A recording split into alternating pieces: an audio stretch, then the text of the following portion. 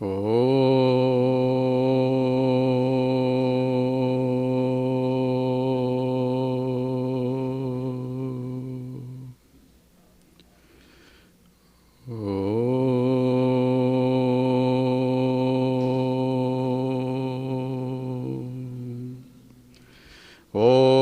Sahana Vavatu Sahanau Bhunaktu Sahaviryam Karavavahai Tejasvinavadhitamastu ma Vishavahai.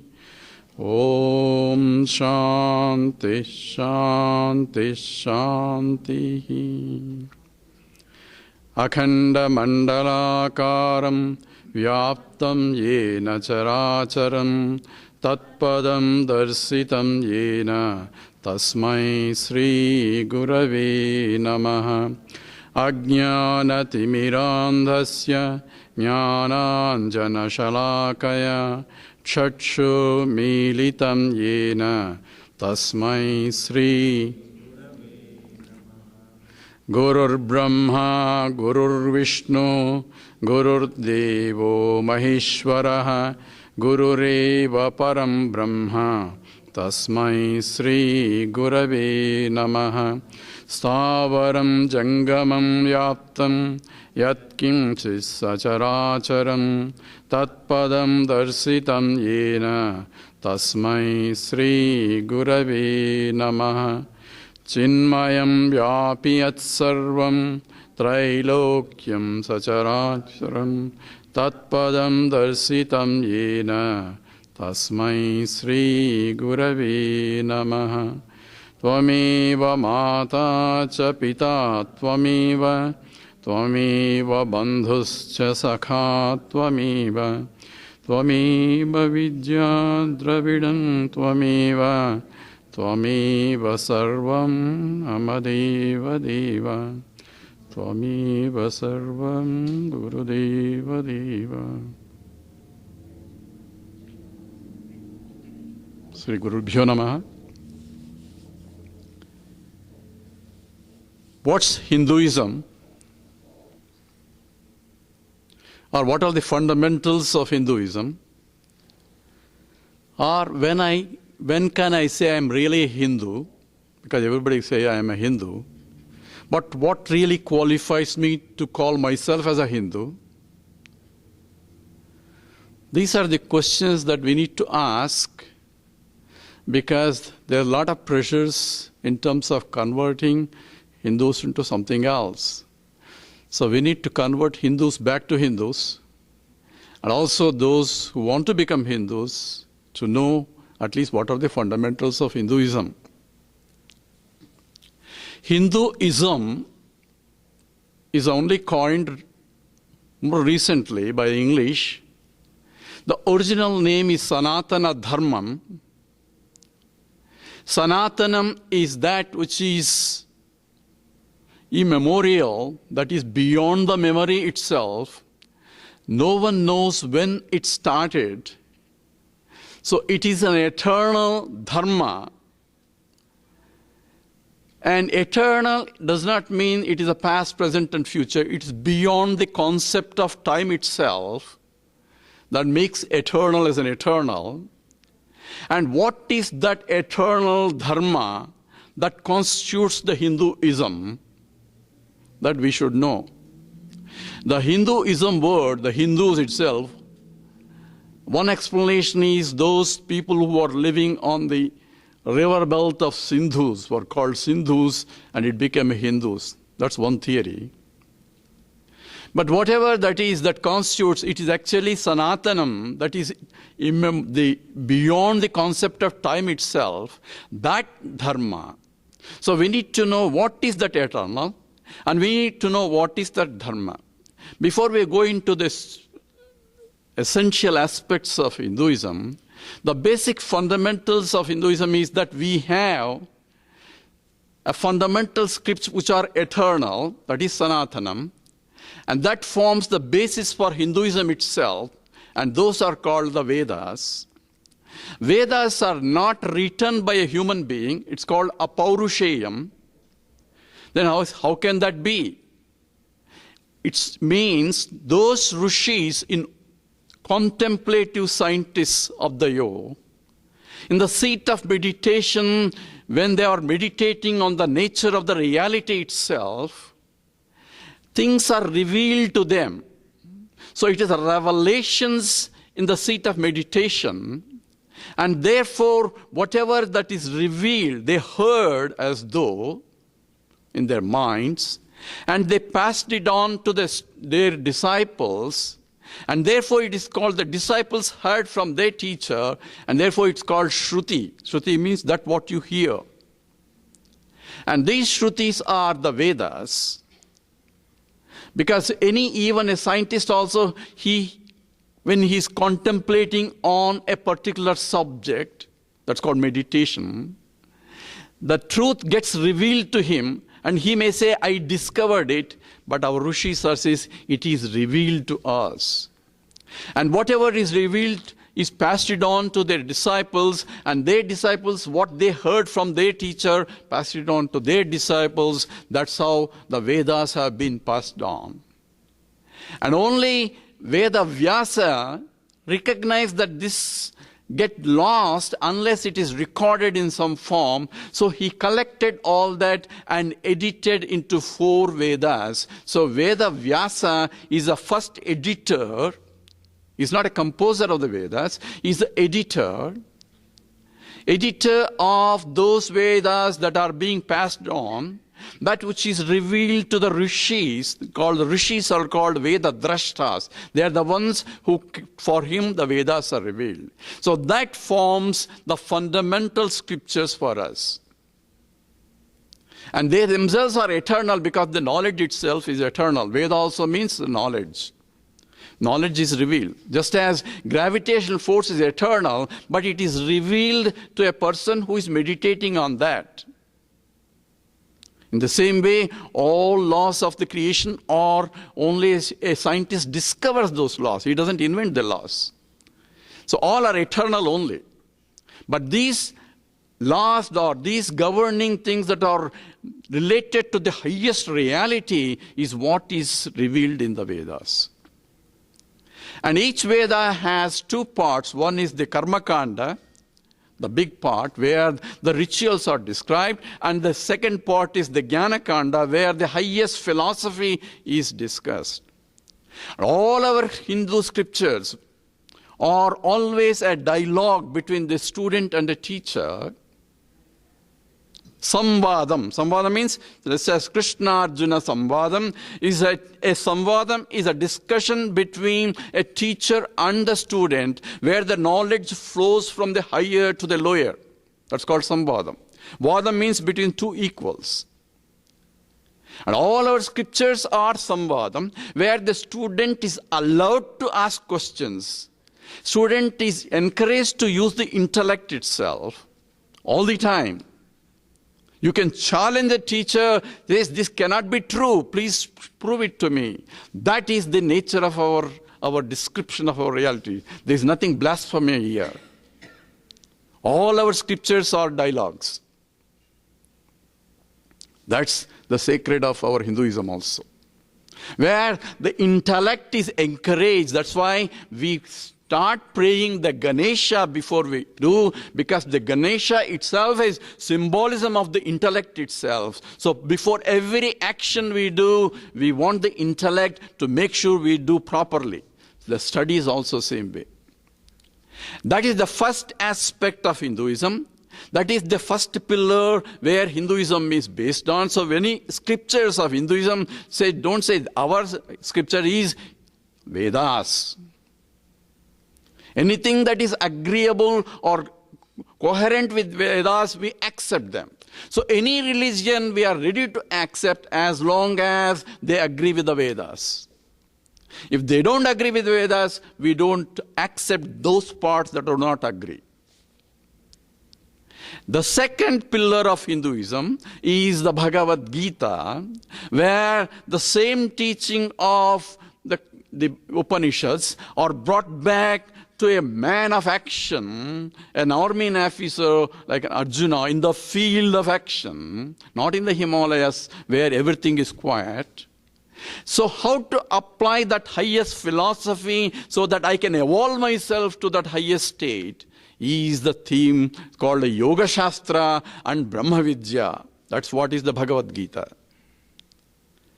That is the second pillar of Hinduism. And the third pillar, because we need three to stay for any stability, the third pillar is called the Brahma Sutra. Brahma Sutra is written by Badarayana, where he takes the Vedas of Upanishads and appears, if I myself study the Vedas, it looks contradictory because the questions were asked and the answers are given, and the answers depend upon the student who is asking the question. So with the reference to the student, the answer is given. So with reference to another student, it doesn't look correct. Therefore, I need a samanvayam. Samanvayam means a coherency in this teaching itself. And that's what is the Brahma Sutras are, which provides a samanvayam, tattu samanvayat, that is the Brahma Sutram, where establishing the coherency between the Vedic statement, because I cannot study myself the Vedanta, because I get totally confused, unless I need a teacher who can tell me what is this coherent teaching in this. That's why teacher is required. And these are the fundamental pillars of Hinduism. One is the Vedas, second is the Bhagavad Gita, and the third is the Brahma Sutras. Thus we should know. Every Hindu should know this. On top of that, we have commentaries on this Brahma Sutra. Brahma Sutra is like equations, like E is equal to mc squared. I know E, I know m, and I know c. That doesn't mean that I'll understand E is equal to mc squared. I need to go through a discipline in order for me to understand and appreciate what exactly that equation really means. In the same way, in order to understand the Vedas and the Brahma Sutra that explains the Vedanta, I need to have a proper teacher to explain it. And there are a lot of interpretations and bhashyas and commentaries on these Brahma Sutras and all that. And those are the mushrooming literature in the Vedanta, where the great Acharyas have taken the major Upanishads. Upanishads are in the end part of the Vedas. That Vedanta, the second part where the Jnana is, that's where all the Upanishads are. So Upanishads are nothing but the Vedas only. It's the end part. And on that commentaries are written, and there are commentaries on the commentaries, and the commentaries on the commentaries on the commentaries. So it is endless literature itself on the Vedanta itself. Our Hinduism is inexhaustible literature. And we are so grateful that so many great teachers and teachers and teachers have provided for us all that knowledge. And it becomes our responsibility to learn. When you go to a temple, the priest will ask you, what gotram do you belong? So what does that gotra mean? You tell the name of a rishi. But who are these rishis? They are Veda drashtas. They are the ones to whom these Vedas are revealed. If I don't know what my rishi has done, what claim I have to say I come from that family? So all of us at least have to learn the basics of, so that's called a rishi runa, our obligation to the rishis. Because they are the ones on their platform we are standing, and we are claiming we are Hindus, but we do not know what the Hinduism that they have really passed on. And how can we pass it on to our children unless we study? That's what is called a Rishi Runa itself, as a part of Hinduism. So I have given the basic foundations on which the Hinduism is based. Now I call that as a Sanatana Dharmam, a Dharmam, an eternal righteousness, if I describe as a Dharmam. We'll give different explanations of what Dharmam means. And that is, which is eternal because the Vedas themselves are eternal. And what they contain is also eternal. So with that background, let's go into more details of what exactly Hinduism is, why I should be so proud of Hinduism, what is that it contains, so that I can understand a little bit what exactly our ancestors have passed on. Now, looking at my own life or looking at anyone's life, examine ourselves. I am here in this universe. I have no choice. I don't know where I come from. I don't know where I'm going to go. I know there's a birth and there's a death. I was not given a choice whether I should be born here or not. I was not given a choice to what parents I should be born. I don't have a choice who are my siblings also, or uncles. But I am here as though I'm thrown into this world. And there's a world in front of me that is there every time, all the time. And all from the birth to death, I'm trying to yoke out the happiness out of this world. I want this, I want that, and so on. I'm going after things because I want to be happy. And whole life itself, from the womb to the tomb, I'm struggling hard to gain happiness that I want to be. That seems to be the autobiography of everyone. From birth to death. Once in a way I'm happy, most of the time I'm unhappy. This seems to be our struggle. Now the fundamental question is, who am I? What is this world? Why did I come into this world? Where am I going? Why am I born in particular environment? I am with particular only facilities. And people are born with a silver spoon. Some are with a golden spoon. Some with a wooden spoon. Some no spoon at all. Why there is so much of disparity among the birth itself? Why some people are very healthy? Some people from birth itself, they are having problems. These questions cannot but be asked. As a rational intellect, we had to ask that question. What is the purpose of this life itself?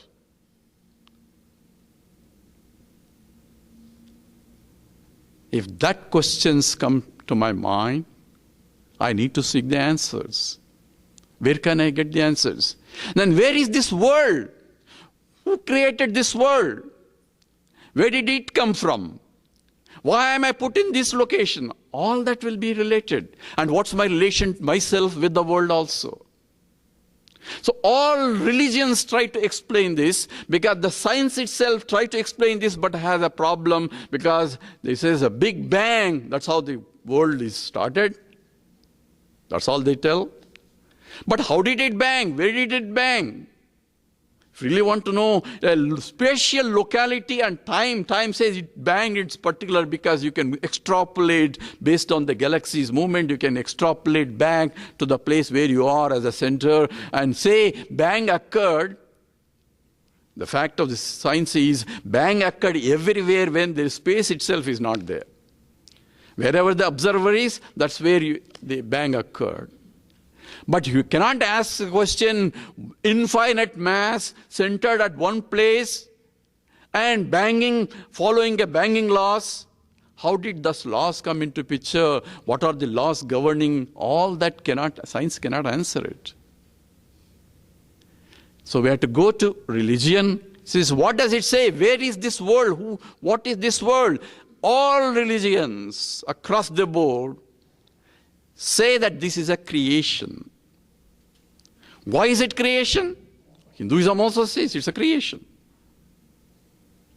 If you ask, why is it a creation? Because, from scientific point, because I come from that background,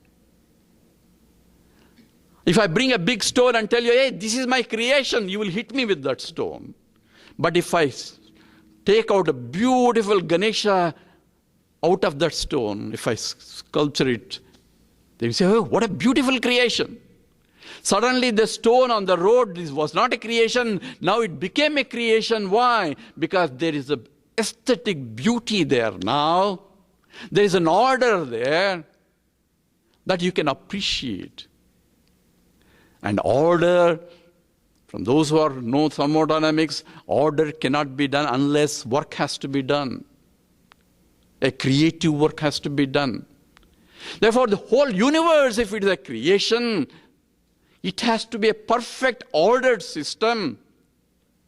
That is the reason why a scientist sitting in a small Earth is so small compared to even the solar system, and in terms of the galaxy itself is so tiny, it's not even visible.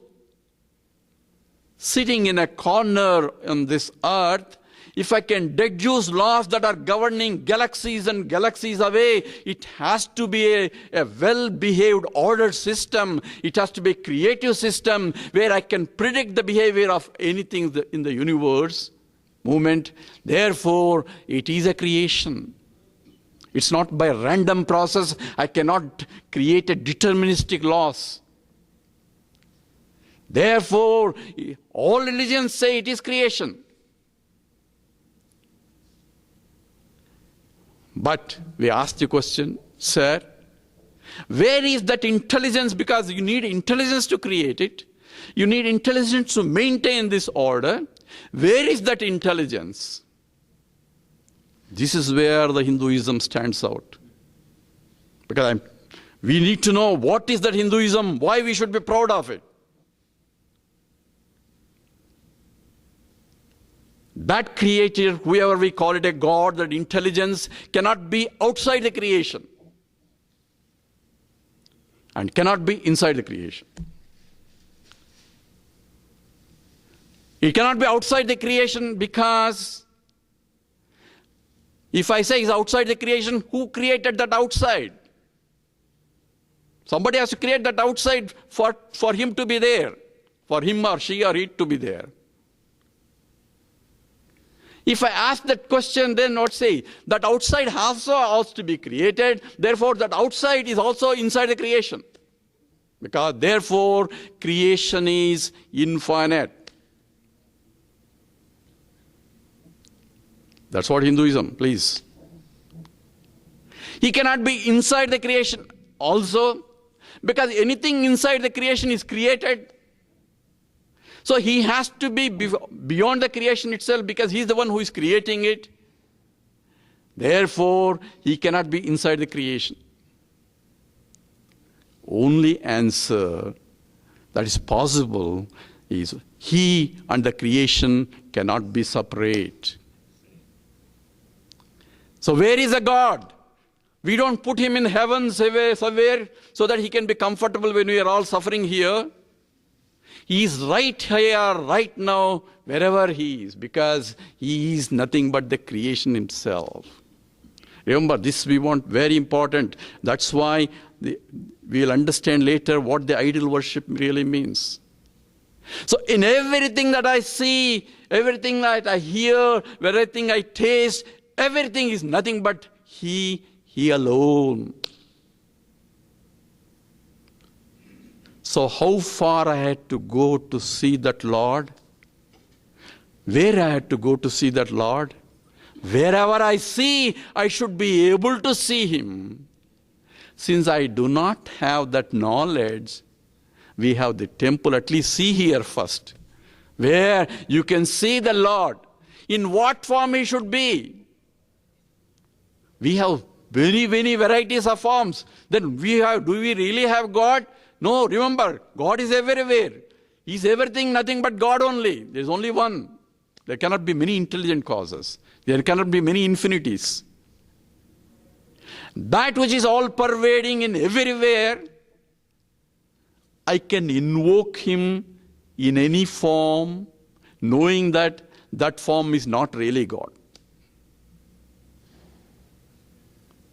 So if I want to salute this nation, United States, for example, sir, I want to put, because I am happy with the value system that it stands for, I want to salute this nation. Where should I salute? In Washington, D.C.? Any part of whole America is United States. But I can symbolize the nation in form of stars and stripes and make a salute to that. But I'm not saluting the piece of cloth with the stripes and stars, but I'm saluting the nation that stands for what it stands for. The values and the culture, the tradition, all that I'm saluting. And I even sing the anthem in praise of that nation, saluting the piece of cloth. But when I am saluting, I don't see it as a piece of cloth. I see it as a nation. In the same way, the God is all-pervading. How can I invoke Him? I cannot salute anywhere, everywhere. If you can, that's good. But my mind say, oh, He is carpet, this is chair. How can this be God? How can that be God? Says, okay, first at least see God in this form. We symbolize in such a way that at least we can concentrate when we go to the temple and offer ourselves whatever that we can offer. What are we offering? We take from the world, everything is God, nothing but remember. We take from the shop some fruits and offer it here. That's only His property. We are offering His property to Him and say, I am offering it to you. Thank God He doesn't eat all that. That's why we are offering. Because we know it comes back to us. What we are offering is our devotion to that supreme reality. Says, Tvariyam vastu Govinda tubhyameva samapre. Oh Lord, I am offering this to you. It is yours only because I have a notion that this is mine. That's what I am offering. I accept what comes from you as a prasadam. What I offer is a naivedyam with bhakti, with devotion. What comes back from the Lord is prasadam, which I distribute to everyone. So when I take prasadam, I take with a reverential attitude. I don't question, how come I am only getting a little bit? How come other fellow is getting more? Who made this prasadam? Is it sweet? Is it hot? I don't ask all those questions because it is coming from Him. That's what His prasadam means. I have a reverential attitude because I am receiving with grace. But remember, Lord is everywhere. I should have this as a training, and then when I go into the world, I should have the same attitude. The Lord is everywhere. I have to be a devotee not only in the temple, but even outside. That's why the Hinduism means it is the way of life itself. That is called Sanatana Dharma. Where whole my life is tuned towards that higher reality. Where not only in the temple, outside also, whatever I do has to be an offering to the Lord. So where is the Lord? Lord is everywhere. So that's what the question is. Who am I? What is this world? So we just now said, Lord, Creator and the world are not separate. Then who am I? Am I separate from the God? Everything that I can point out is Him. That's called is Purnamada, Purnamidam. Idam that I am pointing out, everything is nothing but Him. That is universe itself. The whole Idam is pervaded by Purnam. It is infiniteness. That is the Lord that pervades the whole universe. And Purnam Adam which is different from Idam, that means this whole universe, there is something Adam, that which is different from Idam. What is that? Is Aham, I am. I am the one who is different from this. And that's also infinite. Purnam Adaha. How can that be two Purnams? There two infinities cannot be there because by mutual exclusion, neither one can be infinite. Only is I cannot be separate from Idam. Purnat Purnamudashyate. From Purnam only Purnam came. So the whole philosophy, this is from Vedanta. By the way, this Purnamada piece is from the Upanishad itself. Whole Vedanta is packed in that. So, who am I then? That also has to be understood. So first thing we learn is the Lord is everywhere. Whole entire universe is nothing but the Lord. I can invoke Him in any form. So we are not really worshippers of an idol. We are worshippers of the ideal behind the idol. That we should understand.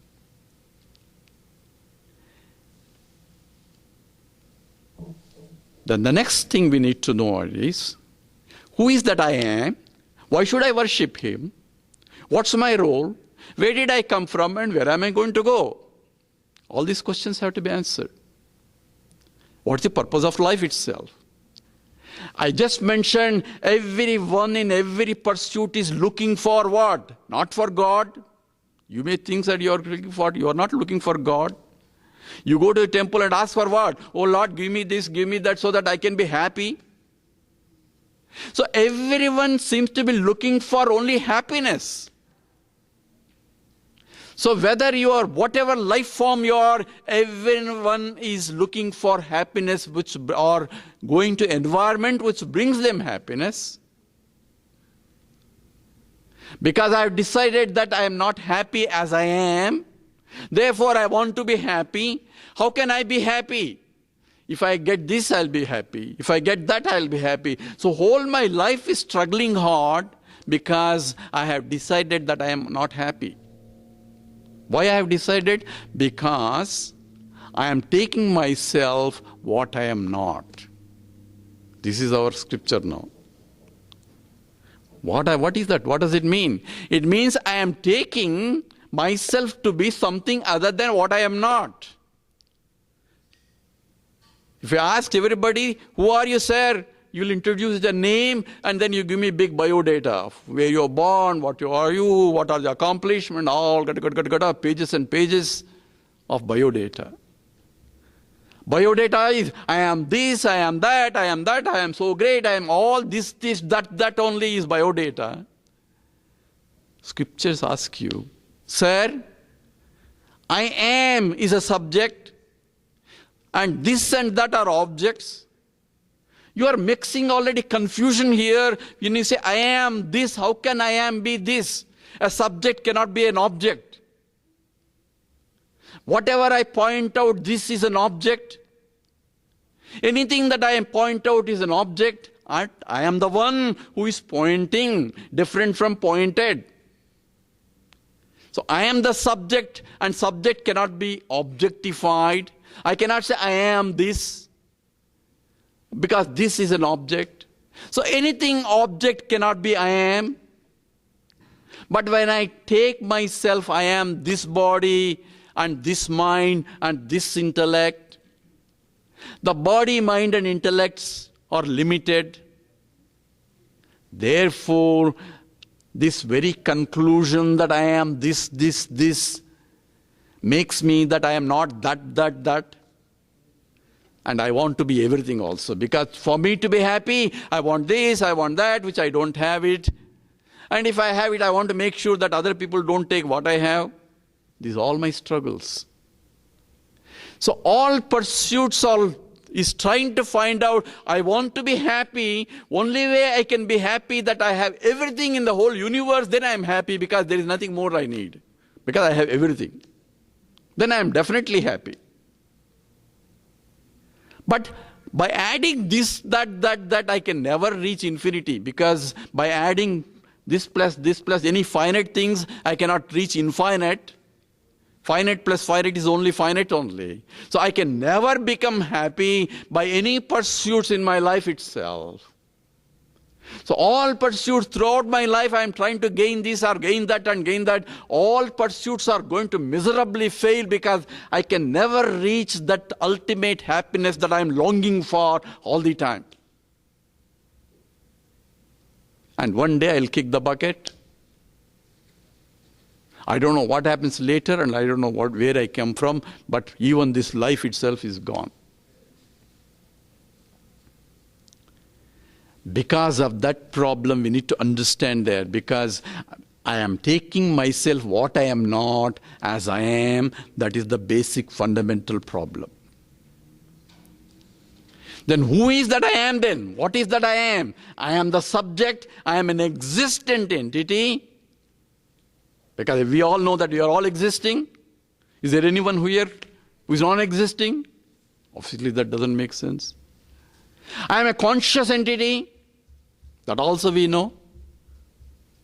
Any unconscious entities here? So we cannot say. So I am conscious existent entity. Therefore, I am Sat-Chit. No one is looking for those two, but I am looking for happiness. I am looking for Ananda. By gaining this, gaining that. So whenever I go after Ananda, so if you are good from Madras hot cup of coffee. So if I say first thing in the morning, I'll be happy if I have a good hot cup of coffee. If I say, so where is our Ananda? In the hot cup of coffee. Sir, here is a hot cup of coffee. I am so happy now. Is that happiness? Does happiness come from the coffee? Is happiness inside the coffee? Sir, you want some more happiness? One more cup of coffee? No, I have already. No, sir, please, one more cup. Because you're looking for happiness. One more cup, it becomes miserable afterwards. So happiness is not in the cup of coffee. Because in the past I have indulged in coffee, I have a feeling that coffee brings me happiness. Therefore, it is my wrong notion. The mind is already tuned to that like of having coffee. So when I got first time a good hot coffee, hey, this is very good.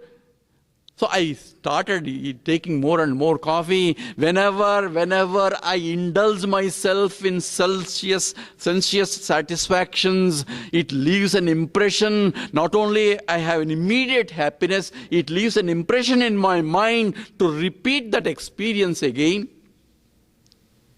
And that's what is called vasanas. Therefore, more and more coffee every time at 3 o'clock, suddenly whatever I am doing, hey, how about cup of coffee? A desire will come into my mind because of the previous impressions in my own mind, left because of my own actions in the past.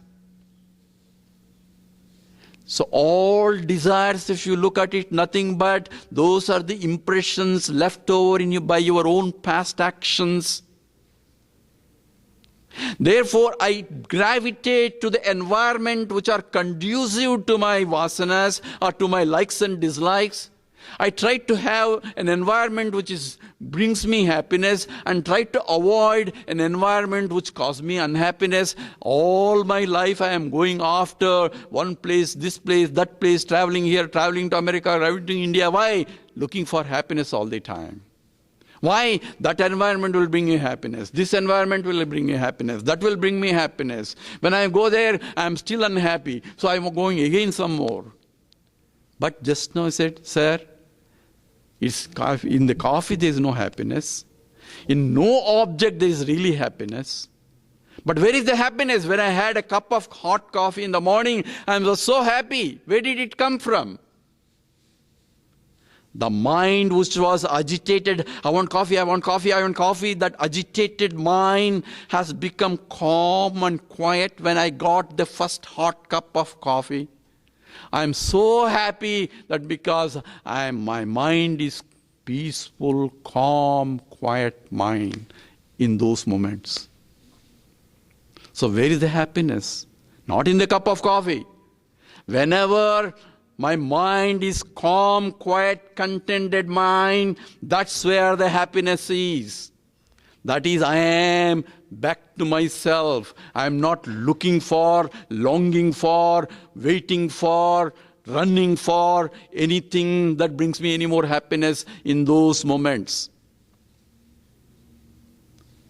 Hence, Vedanta says, you are looking for happiness where there is no happiness. turn inwards and look at yourself, you are in fact happy also. You are Ananda Swarupam. You are not only existent consciousness, you are in fact Ananda Swarupam. Sir, if I am though Ananda Swarupam, then why am I looking for happiness?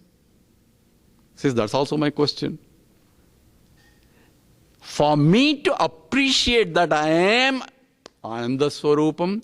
Ananda means happiness. Happiness is, remember, I have infinite, everything I have. I don't need anything else for me to be happy. That kind of realization can come only when I understand who I am. I had to see myself what I am. So what should I do to see myself? First thing in the morning, I want to see my face. What should I do? I know I have beautiful face, but I want to see my face. What should I do? I go to the bathroom and look into the mirror. Mirror is not my face. But mirror, or the presence of the mirror, when I go and see myself in the mirror, I see a reflection of my own self in the mirror as an image. And looking at the image, I am looking at my own face. Otherwise, I cannot see my face. Right? In the same way, I cannot know myself, I am this. Because I am a subject, I cannot objectify myself. So only way to know myself is I need a mirror. And that mirror is Vedanta. Vedanta is, the Upanishads is like a mirror, tells you, you are this, not what you think you are. Your real nature is your Satchidananda Swarupam itself, not what you think as a limited, I am this, I am that, all your biodata has no meaning. Your true nature is, this is what you are.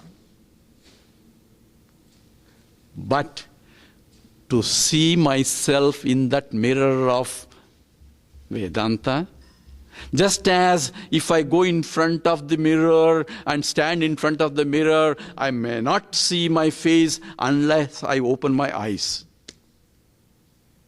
Not only I had to stand in front of the eyes, I had to light my face and open my eyes to see my reflection, knowing the reflection is not me, but I need a reflection to see myself. Is all Vedanta, please. All-pervading consciousness that I am is infinite, but in the mirror of the mind, that reflected consciousness is reflected as though, just as the image in the mirror. And looking at the reflection, I had to see myself.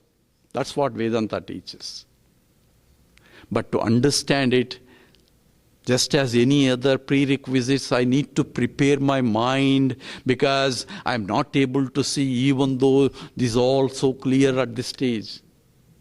For that only a sadhana, a rituals, all that becomes important. So all the process that are done in this as a means are called yogas. That's what Krishna teaches as a yoga shastra, or prerequisites to prepare the mind so that I can see what the Vedanta says, your real nature is this. And what are the prerequisites? I have to prepare my mind. My mind is always running around. First I have to withdraw my mind, but I cannot withdraw because my mind is pushing in that direction because I want coffee, I want this, I want that because of my previous past. I am, in fact, a prisoner of my past. So now let's go back into where did I come from. Remember I asked those questions. Where did I come from and where am I going? This is a part of Hinduism now. Says we cannot explain. Says you just suddenly come into picture because somebody else has sinned. Therefore you are born. Our Hinduism cannot, a Hindu cannot accept that kind of logic. How can somebody else sin and I am responsible for that sin? If I am done it, then I am accountable. If he has done it, he is accountable for it. If I am born with that kind of things, some with a silver spoon, some with a gold spoon, some with no spoon at all, you cannot just say this boy has done something now. A boy who is just born, it must be because of the previous vasanas in the last life. So the theory of karma, the results, action and the results cannot suddenly start at birth and end with the death. It has to be a continuous law of actions and results. I cannot be accountable for somebody's actions. Therefore, there has to be a previous life. And previous life is because of previous to previous life. And that previous life is to previous life. Therefore, it is an eternal cycle itself. And we see in the other end also, where the death, people have done all sorts of things and they somehow escaped this law and they enjoyed and they say nothing seemed to be happening to them. What happens to all those things that he has committed, good or bad? Everything is perfectly ordered in the universal system where he has to be accountable in the next life. So there is a continuity, otherwise you have discreteness in the two, unaccountable discreteness of the two ends. Therefore, we have the life before and the life after. This is an eternal cycle. As long as I have those likes and dislikes where I need to fulfill the likes and hate those dislikes for me to be happy. As long as I take myself, I am this limited being that goes on. So how do I get out of this cycle? That is what is moksha or liberation or a freedom from these cycles, freedom from assumed limitations.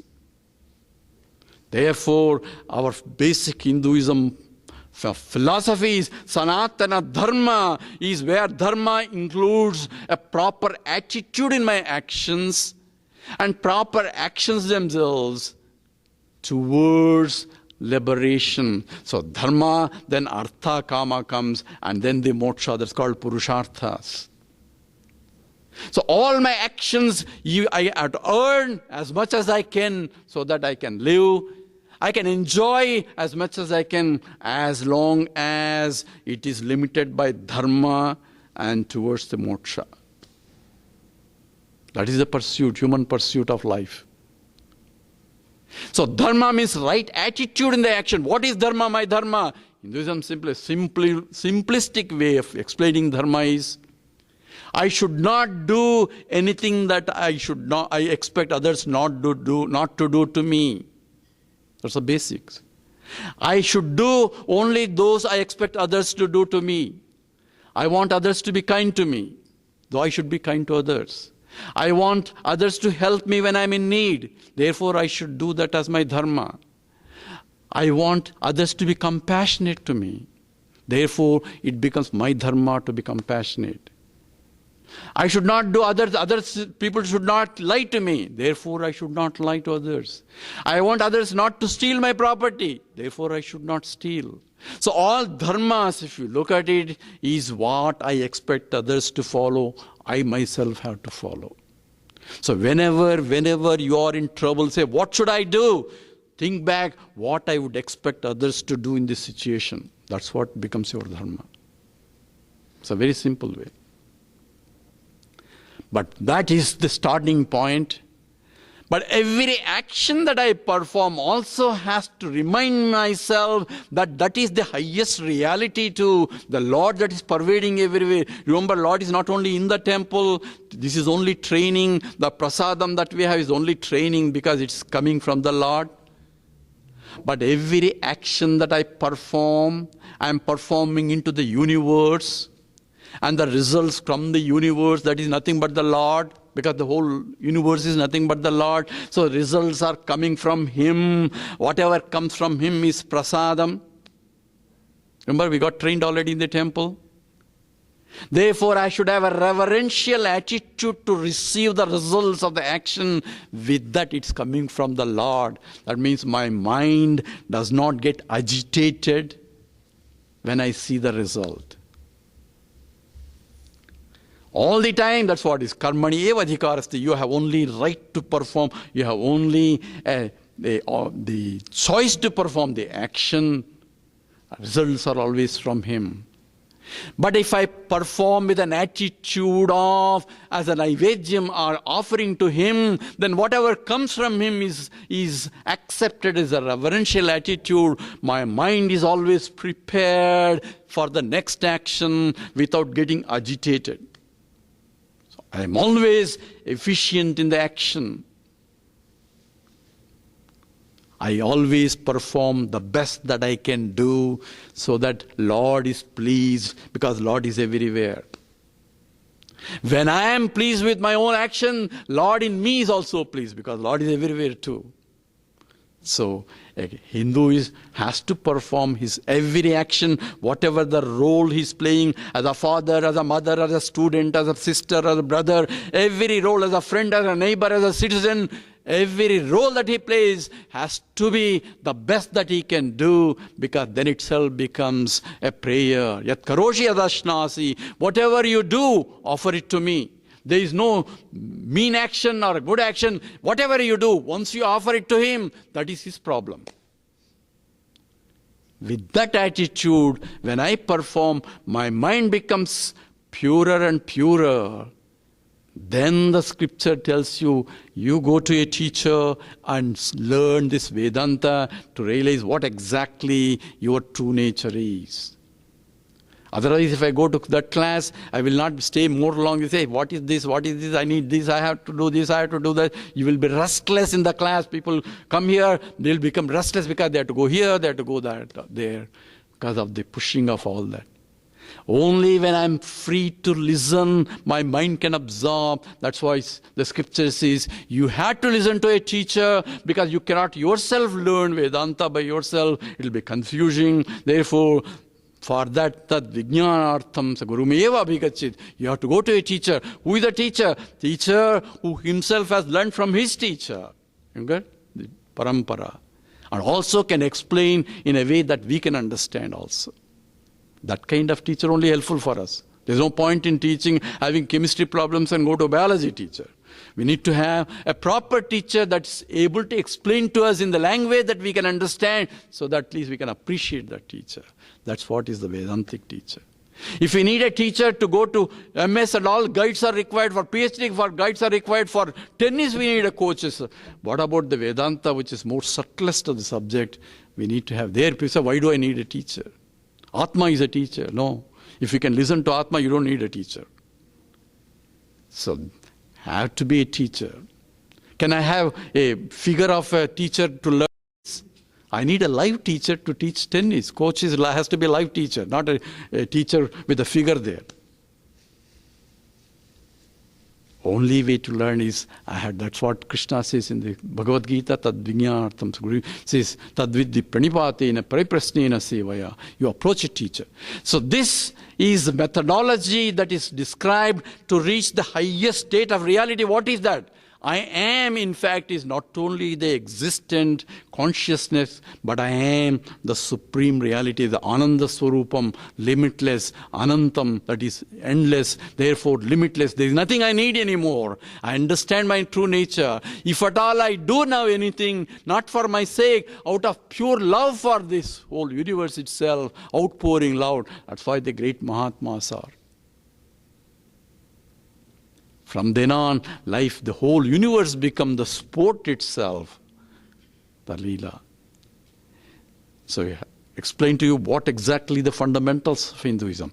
That forms the Sanatana Dharmam.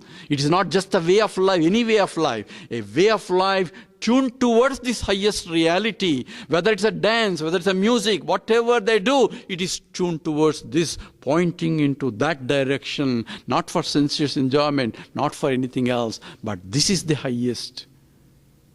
Where moksha, liberation, freedom from everything is the means. And that is Vedanta. Vedanta means the end part of Vedas. That is where the Upanishads are. There are 108 Upanishads, of which the 10 Upanishads or major Upanishads where the Acharyas have written commentaries and commentaries and commentaries, where one has to learn with the teacher and appreciate and contemplate in that direction pointed out by the Vedas. So whole life becomes tuned towards that. Then the purpose of life itself becomes a meaningful. Otherwise, everybody lives, one day they kick the bucket. So what has he accomplished? With this understanding, life becomes really beautiful. Everything you see is nothing but the glory of the Lord. Now, Lord, not only in the temple, I appreciate Him in the temple, but outside, everywhere I see is these manifestations, the beauties and everything else. I cannot but admire the very presence of the Lord in everything, in every being, in every life form. I cannot hurt anything at all. That becomes a part of Hinduism also. So Hinduism is so vast, so much that has been, so much of logic, everything else is packed so much. It's unbelievable how much the great thinkers were thought about it. But if we not make an effort towards it, we cannot qualify ourselves as the Hindus. And we have to pass it on, this knowledge, to the generations, that because we are standing in between. And that's our duty to our great rishis who have given us this knowledge. So there are avenues for those who want to continue Hinduism. Take wherever the avenues available to proceed it. Those who want to become Hindus, learn what exactly the glory is of Hinduism. Why I want to become Hindu? Because this is the religion where we do not discriminate any other religions. Whatever the religions that gives exactly identical, we support it. Only those that deviate from Vedanta, we don't accept those aspects. Hence, respect for life, respect for religion, respect for all is available in the Hinduism itself. Being a Hindu, you can do all that things also. At the same time, you are allowed to ask the questions. You are allowed to use your intellect. That's what Ganesha is standing for every time you do. And make sure you understand completely. And that's what the whole teachers are ready to explain. What exactly is Hinduism? If I don't utilize it and say, what is there in Hinduism, then I am not really fulfilling my own obligation born to be a Hindu also. With that, I would like to stop.